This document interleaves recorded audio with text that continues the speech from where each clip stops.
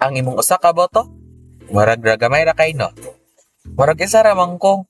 Unsaon man na pag-apekto sa resulta. O di na lang kumuboto oy, dili man gyapon ta importante. Lagi sadlod, wala mo sadta saan man na nila. Pero, kung inanapunta na ang tama gunang-una, congrats! Mao'y nakadaog ang kandidato nga mas maayo pa unta mag-artista.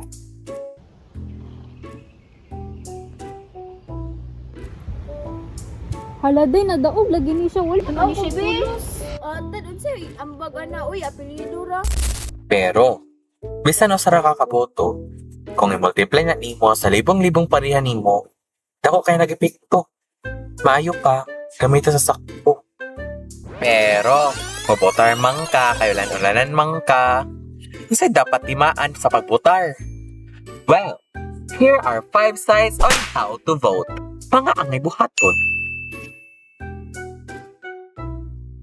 Number 1, ang pagboto sa sikat nga apelyido. Kay kung sikat sa TV o anak sa politiko, aw, matik, maayo na, di kasi ba?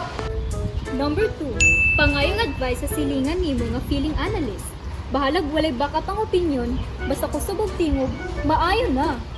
Number 3, pangita og kandidato nga mohatag og sardinas, load og bugas, kay practical man ka nga voter ug dili man ka corrupt. Aw, just surviving! Number 4. Ang kabalo mo promise tanan.